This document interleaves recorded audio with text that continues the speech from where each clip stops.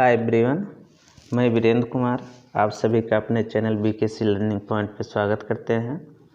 आज हम सभी देखेंगे कि जो पाइप होता है उसमें जोड़ किस प्रकार से लगाएंगे, पाइप जोड़ क्या होंगी, इस जोड़ में क्या क्या विशेषता होने चाहिए और साथ ही साथ पाइप में जोड़ किस प्रकार के या कह सकते हैं कितने प्रकार के लगाए जाते हैं।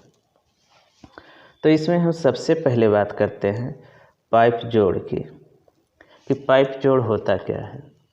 जो हमारा पाइप होता है यह छोटी छोटी लंबाइयों में बनाया जाता है। जब एक स्थान से दूसरे स्थान तक पाइप को ले जाना होता है और यह एक पाइप की लंबाई से अधिक होती है, तो ऐसे में क्या किया जाता है कि दो या दो से अधिक पाइपों को आपस में जोड़ना पड़ता है, या कह सकते हैं एक निश्चित लंबाई प्राप्त करने के लिए कई पाइपों के एक सिरे से दूसरे सिरे को मिला करके आपस में जोड़ा जाता है। यही जो जोड़ होता है यह हमारा पाइप जोड़ कहलाता है। किसी भी प्रकार की पाइपलाइन हो उसकी सफलता या उपयोगिता के लिए जो जोड़ होता है उसी की क्वालिटी पे निर्भर करता है, क्योंकि अगर जोड़ अच्छे ढंग से नहीं बनाए जाएंगे तो जो भी हमारा पाइप होगा वह लीक करेगा और पानी हम उपभोक्ता तक पूरे मात्रा में नहीं पहुंचा पाएंगे, क्योंकि वहां से लीकेज होगी तो कुछ मात्रा हमारा कम हो जाएगा। इसलिए कह सकते हैं कि जो हम पाइप प्रयोग करेंगे जोड़ बनाने के लिए उस जोड़ की स्वयं की कुछ विशेषताएं होनी चाहिए। जैसे अगर सबसे पहले कहा जाए तो जो जोड़ होना चाहिए वह जोड़ हमारा जल रोधी होना चाहिए। अगर जल रोधी नहीं होगा तो वहाँ से पानी लीक करेगा। दूसरा गुण जो होगा कि दो पाइपों को कम समय में आसानी से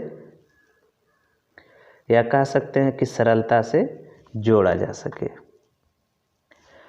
तीसरा जो जोड़ बनाया जाए वह जोड़ हमारा टिकाऊ होना चाहिए। अगर अधिक समय तक जोड़ नहीं चलेगा तो पाइप की आयु अधिक हो फिर भी जोड़ अगर लीक हो जाते हैं या ख़राब हो जाते हैं तो हमको वहाँ पे दोबारा फिटिंग करना पड़ेगा। या कह सकते हैं कि जोड़ की जो आयु हो वह पाइप के आयु के बराबर हो, यानी जितना समय तक पाइप चले उतना ही समय तक जोड़ भी चलना चाहिए। और एक कहा जाए 5वें नंबर पे तो जो जोड़ होगी इस पे जो लागत आए यह कम होना चाहिए। 6वें नंबर पे कहा जा सकता है कि जो जोड़ में प्रयुक्त किए जाते हैं टुकड़े या पाइप फिटिंग वो अच्छे पदार्थों के बने होने चाहिए। अच्छे पदार्थों के बने होने चाहिए जिससे कि उसकी क्वालिटी पे कोई प्रभाव ना पड़ने पाए। 7वें नंबर कह सकते हैं कि जो जोड़ बनाया जाए वह कुछ लचीला होना चाहिए, जिससे क्या होगा कि अगर पाइप में वाइब्रेट होता है तो वह जोड़ उस वाइब्रेट को सहन कर सके और जोड़ स्वतः ही खुलने ना पाए। जैसे कह सकते हैं कोई रेलवे ट्रैक है और इसी के नीचे से पाइपलाइन बिछाई गई है। जब रेलवे इस पे से क्रॉस करेगा तो यहाँ भूमि सतह पे वाइब्रेट होगा जिससे कि ये जोड़ खुल सकते हैं। तो इस जोड़ को कुछ लचीला भी होना चाहिए जिससे कि ट्रेन के आवागमन से पाइप के जोड़ पे कोई प्रभाव ना पड़ने पाए। और साथ ही साथ एक और इसका गुण होना चाहिए कि जो हमारा जोड़ हो इस जोड़ को आवश्यकता पड़ने पे खोला भी जा सके। इस प्रकार से जोड़ का चुनाव की जाएगी। अब हम बात करते हैं कि जो जोड़ होंगे यह किन किन प्रकार के बनाए जाते हैं। टाई पाइप जॉइंट या कह सकते हैं क्लासिफिकेशन ऑफ जॉइंट, जोड़ों का वर्गीकरण, यानी जोड़ किस किस प्रकार के होंगे। तो इसमें सबसे पहला जो हमारा है वह सॉकेट और स्पाई गार्ड है। इसमें क्या किया जाता है कि इस प्रकार से पाइप को जोड़ा जाता है। यानी जो हमारा पाइप होता है, इस पाइप पे एक सिरे पे सॉकेट बना होता है और दूसरे सिरे पे वैसे ही सादा छोड़ा जाता है। सादे वाले सिरे को स्पाई गार्ड सिरा कहते हैं, स्पाई गार्ड, जबकि एक सिरा जो कुछ चौड़ा बनाया जाता है, इस सिरे को हम सॉकेट सिरा कहते हैं। ये जो हमारा पाइप होगा, पाइप का जो हमारा स्पाई गार्ड सिरा होता है, यह सिरा सॉकेट के अंदर चला जाता है और उनके बीच में यदि कुछ गैप रह जाती है तो वहाँ पे रबड़, शीशा या सन की रस्सी वगैरह भर करके लीक प्रूफ किया जाता है, यानी कि वहाँ से जल रिस करके ना आने पाए। जो हमारा सॉकेट और स्पाई गार्ड जोड़ होता है, यह अधिकतर ढलवा लोहे का जो पाइप होता है उसमें बनाया जाता है, क्योंकि यह जो जोड़ होता है दृढ़ होता है और अस्थाई भी होता है। इस जोड़ के बनने से पाइप की जो लंबाई होती है यह अधिक हो जाती है, क्योंकि जब दो पाइपों को आपस में जोड़ा जाएगा तो पाइप की लंबाई बढ़ जाएगी। साथ ही साथ अगर कहा जाए तो इसमें जो पाइप का ये वाला स्थान होगा, इसमें पिघला करके शीशा भर दिया जाएगा, या जैसे कोई भी मटेरियल भरा जाए, अगर इन पाइप को इस सॉकेट के अंदर डालते हैं, अगर कुछ गैप बचता है तो वहाँ पे एक गास्केट लगाया जाता है। गास्केट लगाया जाता है। यह गास्केट क्या करता है कि उनके पाइप के स्पाई गार्ड सिरा और सॉकेट के बीच में कुछ गैप हो तो उन गैप वाले स्थान पे लगा दिया जाता है, जिससे कि पानी रिस करके यह बाहर ना होने पाए। अगर यदि यहाँ पे कांच को भरा जाता है पिघला करके, तो इसको अधिक दाब दे करके दबा दिया जाएगा, क्योंकि जैसे ही शीशा हमारा ठंडा होता है यह क्या होने लगेगा, सिकुड़ने लगेगा, जो बाद में यहाँ कुछ रिक्त स्थान बचा देगा। लेकिन आजकल क्या है कि शीशे का प्रयोग ना करके शीशे के स्थान पे रबर का गास्केट प्रयोग में लाया जाता है। यह गास्केट क्या किया जाता है कि जो हमारा स्पाई गार्ड सिरा होता है, इसी के चारों तरफ से पहले ही चढ़ा दिया जाता है और फिर सॉकेट के अंदर डालते हैं। जो हमारा स्पाई गार्ड सिरे पे यह वार्सल लगाया जाता है, यह एक विशेष आकृति का बना होता है, जिससे कि जोड़ पूर्ण रूप से जलरोधी हो जाता है और वहाँ से पानी का लीकेज नहीं होता है। यह जोड़ अधिकतर कास्ट आयरन में बनाया जाता है। अब हम बात करेंगे दूसरे प्रकार की जोड़ की। तो दूसरा जोड़ जो हमारा है, इसको कहेंगे फ्लेंज जॉइंट। यह जोड़ भी दृढ़ होता है, मजबूत होता है, साथ ही साथ टिकाऊ भी होता है। इसकी आवश्यकता जब पड़ती है जब पाइप को आपस में जोड़ा जाए और जोड़ने के कुछ समय बाद उसको खोलना पड़े। जो यह जोड़ हमारा होता है फ्लेंज जोड़, अधिकतर जो ओवरहेड टैंक होते हैं, ओवरहेड टैंक वहाँ पे लगाया जाता है। यह अस्थायी लाइनों को डालने के लिए कह सकते हैं, ऐसे पाइप बिछाए जा रहे हैं जो अस्थायी समय के लिए हो, वहाँ पे भी इस प्रकार के पाइप को लगाया जाता है। इस पाइप में जो होता है दाब और ताप या तापमान में परिवर्तन बहुत अधिक होता है, वहाँ भी इस जोड़ का प्रयोग किया जा सकता है। पाइपों में फ्लेंज पाइप के साथ साथ ढाल करके बनाए जाते हैं, या फिर फ्लेंज को अलग से भी तैयार करके पाइप के सिरों में वेल्ड कर दिया जाता है, या चूड़ी के द्वारा भी कस दिया जाता है। जो हमारा फ्लेंज होगा इसमें बोल्ट लगाए जाते हैं और समान दूरी पे होल होते हैं। इस प्रकार से इसमें समान दूरी पे होल किए जाते हैं और इस सिरे पे क्या किया जाएगा कि चूड़ी काट दिया जाएगा। जो हमारा पाइप होगा इस प्रकार से इसके बाहरी तरफ पे चूड़ी कटा होगा और यहाँ अंदर की तरफ चूड़ी कटे होगा और ये दोनों पाइप आपस में चूड़ियों के द्वारा जोड़ दिए जाएंगे। और फिर इसी पे क्या किया जाएगा, एक गास्केट लगाया जाएगा। जो हमारा ये फ्लेंज होगा इस फ्लेंज के साइज का ही एक गास्केट होगा जो इसी पे रख देंगे और इस पे जो गास्केट लगाएंगे रबड़ का लगाया जाए तो यह जो होल है इस फ्लेंज में, इसी होल के सामने गास्केट पे भी होल होगी और जो गास्केट लगाया जाएगा वह 2 mm मोटाई तक का लगाया जाएगा। और फिर दूसरा जो सिरा होगा फ्लेंज का ऐसा ही बना हुआ ला करके इसी पे रख दिया जाएगा और फिर नट बोल्ट के द्वारा इन दोनों को आपस में बांध दिया जाएगा। जैसे कि यहाँ पे अगर देखेंगे तो एक फ्लेंज इधर लगाया गया है और एक फ्लेंज इधर लगाया गया है और दोनों फ्लेंजों को आपस में सटा करके नट बोल्ट के द्वारा आपस में बांध दिया गया है। इसी के बीच में क्या करेंगे कि ये फ्लेंज अलग किया जाए और ये फ्लेंज अलग किया जाए। इसी के बीच में यहाँ पे हम गास्केट भी लगा देंगे और फिर नट बोल्ट को टाइट कर दिया जाएगा, कस दिया जाएगा। तो ये दोनों आपस में फ्लेंजे बंध जाएंगी।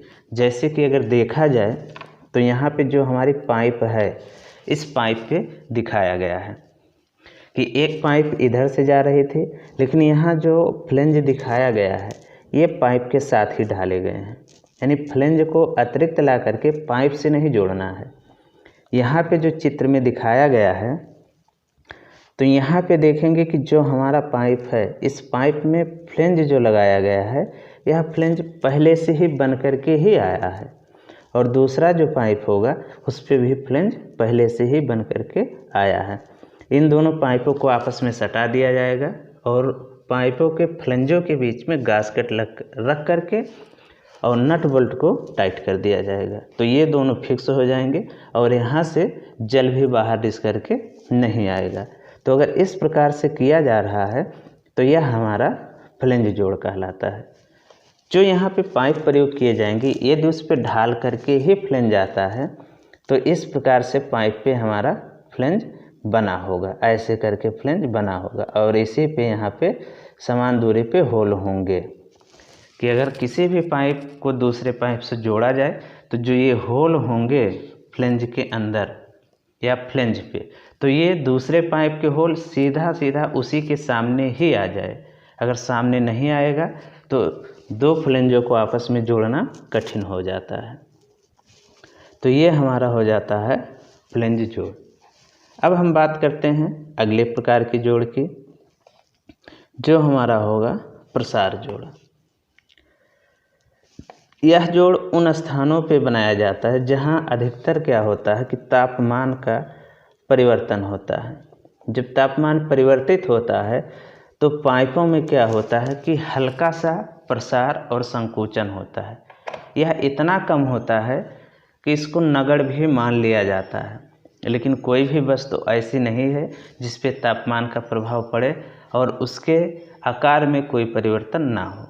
यहाँ चूँकि पाइप की बात हो रही है तो यहाँ लंबाई की बात करेंगे और लंबाई या तो कुछ इसकी बढ़ जाएगी या फिर इसकी लंबाई कुछ घट जाएगी। अगर लंबाई घटती है तो उसको हम संकुचन कहते हैं। यदि पाइप की लंबाई में कुछ वृद्धि होती है तो उसको हम प्रसार कहते हैं। तो प्रसार और संकुचन क्या होता है कि एक बाधे के रूप में काम करती है कि जो हमारा जोड़ होगा, अगर पाइप में मान लेते हैं कि यहाँ पे भी एक हमारा जोड़ बना हुआ है, पाइप में हल्का सा संकुचन हुआ तो या तो यहाँ से जोड़ लीक करेगा या जो इधर जोड़ बनेगा वह जोड़ लीक करेगा, जिससे क्या होगा यानी जोड़ कुछ ढीला हो जाएगा या विस्तार होता है तो पाइप वगैरह में क्रैक आने की भी संभावना बढ़ जाती है। कह सकते हैं कि प्रसार या संकोचन होने से जोड़ या पाइप की जो क्वालिटी होगी अगर अच्छी नहीं है तो वह कुछ खराब भी हो सकते हैं, उसमें कुछ कमियां भी आ सकती हैं। तो जो हमारा यह पाइप प्रसार जोड़ होता है, पाइप में लगाया जाता है, यह तापमान परिवर्तन जहां होता है वहां पे अधिकतर प्रयोग में लाया जाता है। इस जोड़ के पाइप के सिरे पे फ्लेंज लगा दिया जाता है या कह सकते हैं कि फ्लेंज पाइप के साथ ही ढाल करके आएगा। या फिर फ्लेंज ना लगा करके इसके स्थान पे सॉकेट भी लगा होगा, या सॉकेट ढाल करके ही पाइप हमारा आएगा। तथा दूसरा सिरा जो होगा, अगर सॉकेट है तो साधारण रहेगा, अगर फ्लेंज लगा है तो दूसरे सिरे पे भी हमारा फ्लेंज ही लगेगा, तभी दोनों सिराओं को आपस में जोड़ा जा सकता है।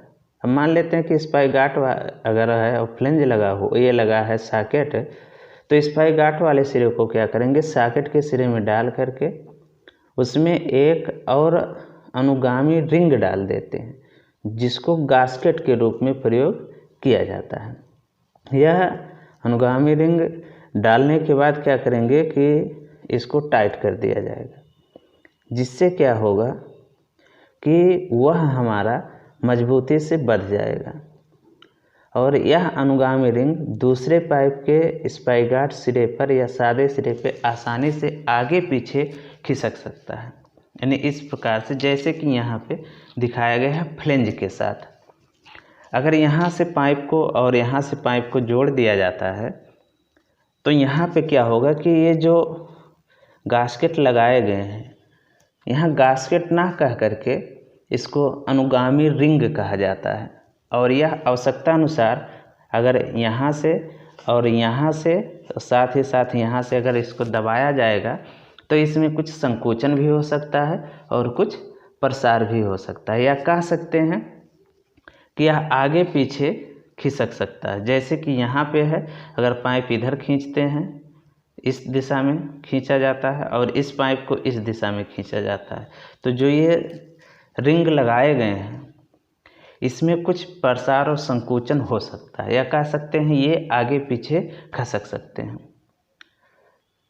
जो हमारा रबर का गास्केट का सिरा होगा और स्पाइक गार्ड सिरों के बीच में वलयाकार स्थान में बोल्ट से कस दिया जाता है, जैसे कि यहाँ पे दिखाया गया है। यानी जो हमारा फ्लेंज होगा उस पर नट बोल्ट से कुछ दूरी पे कस दिया जाएगा।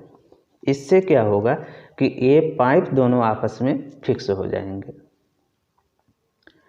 प्रारंभ में या कह सकते हैं शुरुआत में अनुगामी रिंग लगाते समय सॉकेट सिरे और स्पाइक गार्ड सिरे के बीच में कुछ स्थान छोड़ दिया जाता है, ताकि तापमान परिवर्तन होने से पाइप में आसानी से गति हो सके और पाइप पे तापीय प्रतिबल उत्पन्न ना हो सके। क्योंकि तापमान यदि बढ़ता है या घटता है तो सॉकेट का सिरा जो होगा वह आगे पीछे होगा, या फ्लेंज वाला सिरा जो होगा वह आगे पीछे होगा। तो इसमें जो ये रिंग डाली जाती है अनुगामी रिंग, यही आगे पीछे खिसक जाती है, जिससे कि पाइप के प्रसार और संकोचन का इस जोड़ पे कोई प्रभाव नहीं पड़ता है और यह जोड़ हमारा जलरोधी बना रहता है। तो इस प्रकार से हम प्रसार जोड़ को पाइप में लगाते हैं। इसके बाद यदि बात किया जाए तो हमारा आएगा कपलिंग जॉइंट। कपलिंग जॉइंट क्या होता है कि यह इस प्रकार से बनाया जाता है, या कह सकते हैं पाइप के ऊपर से कवर कर दिया जाता है। जैसे कि अगर कहा जाए तो यह जोड़ लचीला होता है, जलसाह होता है। लचीले स्थानों पे या कह सकते हैं कि ऐसे स्थान पे जहाँ पे कंपन हो रहा हो वहाँ पे इसका प्रयोग किया जा सकता है, और साथ ही साथ जलसाह स्थानों पे भी इसका प्रयोग किया जा सकता है। इन दोनों के लिए एक ही जोड़ का प्रयोग किया जा सकता है। इसके मध्य में एक रिंग होती है तथा दो अनुगामी रिंग होती है। जैसे ये एक रिंग हो गया और ये वाला भाग और ये वाला भाग हमारा अनुगामी रिंग के रूप में कार्य करेंगे। बोल्टों से जब अनुगामी रिंग को कसा जाता है, यहाँ से कस दिया गया, यहाँ लगा दिए गए, तो क्या होगा, इसी के बीच कस दिया जाता है और इसके बीच में रिंग के स्थान पे क्या करते हैं कि रबर का गास्केट भी दबा दिया जाता है, जिससे जोड़ लीकेज बंद हो जाते हैं। इसमें जो लीकेज होने थे वो बंद हो जाते हैं। नहीं, यहाँ पे और यहाँ पे क्या करेंगे कि हम इसको भी लगा सकते हैं, जैसे कि इस दूसरे वाले चित्र में दिखाया गया है। अगर यहाँ पे देखेंगे तो दिखाया गया है जो कपलिंग के लिए प्रयोग किया गया है। यह यहाँ से दो भाग भी हो सकता है, पाइप इसके अंदर और उधर से अंदर इसी के डाल करके और इसको कस दिया जाएगा। जैसे कि यहाँ दो भाग दिखाया गया है, दो भाग में होंगे, कस करके पाइप इसके अंदर डाली जाएगी ऐसे करके और इधर से, और फिर इसको बंद करके कस दिया जाएगा। तो ये सिरे आपस में आकर के सट जाएंगे दोनों और पाइप इसी के अंदर दब जाएगा। लेकिन पाइप और इस कपलिंग के बीच में क्या करेंगे कि एक गास्केट लगा देंगे, जिससे क्या होगा कि पानी का लीकेज यहाँ से नहीं होने पाएगा। अब अगर यहाँ पे देखेंगे तो यहाँ पे दिखाया गया है कि यह जो राड है, यह राड क्या करता है, कपलिंग को कंट्रोल करता है। और यहाँ पे ये एक फ्लेंज लगाया गया है, ये कपलिंग का कवर होता है, इसके अंदर ट्यूब लगा होता है और यह रिटेनिंग रिंग होता है जो कि पाइप को कस करके रखता है। यानी फ्लेंज के साथ भी इसमें लगाया जा सकता है या सादा पाइप हो उसको भी इसके अंदर डाल करके और कपलिंग को कस दिया जाता है। तो ये हमारा हो जाता है कपलिंग जोड़।